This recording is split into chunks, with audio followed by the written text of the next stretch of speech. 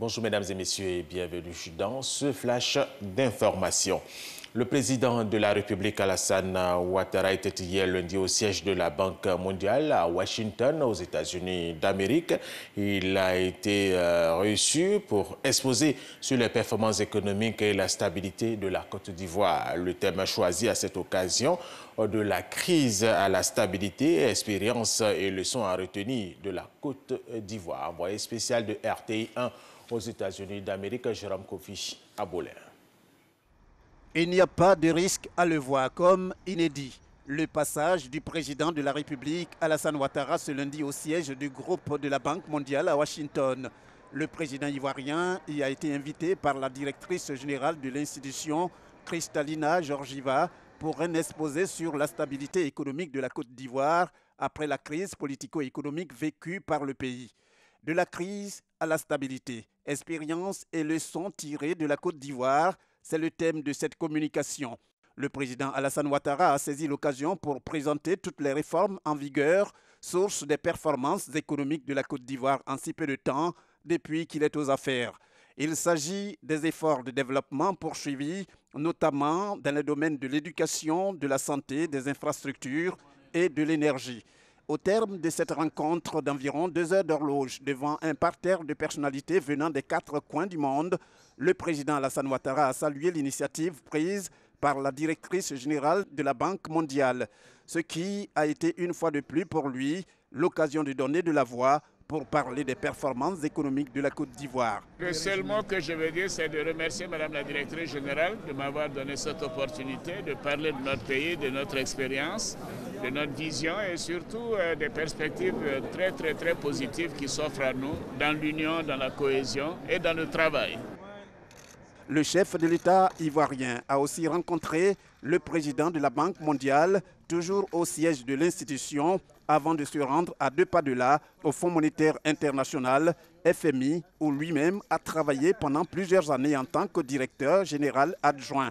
Devant le conseil d'administration du FMI, le président Alassane Ouattara a également fait une communication.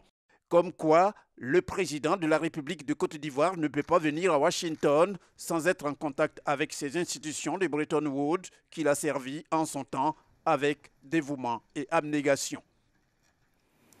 Jérôme Kofi Abolin, le rassemblement annuel du mouvement SUN débute ce matin ici en Côte d'Ivoire. C'est une rencontre qui permet au pays d'échanger sur le progrès en matière de lutte contre la malnutrition et qui encourage une collaboration mondiale. C'est justement dans ce cadre qu'a effectué le déplacement d'Abidjan l'ancien président tanzanien Jakaya Kikwete, qui a été reçu hier par le vice-président ivoirien Daniel Kablan.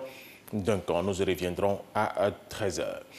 La direction de la police criminelle a mis fin au parcours d'un présumé gang auteur de l'attaque du fourgon de la Sotra le 23 octobre dernier dans la commune de Port-Bouillant, portant la somme de 23 millions de francs CFA. Les membres du gang sont des détenus évadés du palais de justice d'Abidjan Plateau et auraient à leur actif plusieurs attaques à main armée dans le district d'Abidjan. Ce lundi, le gouvernement togolais a décidé de prendre toutes les dispositions nécessaires pour que s'instaure un dialogue avec l'opposition après plus de 2 mois de manifestations contre le pouvoir du président Faure Gnassingbé au pouvoir depuis 2005. De nouvelles manifestations de l'opposition sont néanmoins prévues ce mardi et vont se poursuivre mercredi et jeudi. Au Libéria, la Cour suprême a suspendu hier lundi le processus électoral dans le pays à la veille du second tour prévu de la présidentielle entre l'ex-star du football George Weah et le vice-président Joseph Boakai sans fixer de nouvelles dates au scrutin. Elle a ordonné à la Commission électorale nationale d'examiner un recours du parti de Charles Broskin, arrivé 3e lors du premier tour. Complexe, ces procédures judiciaires pourraient prendre plusieurs semaines.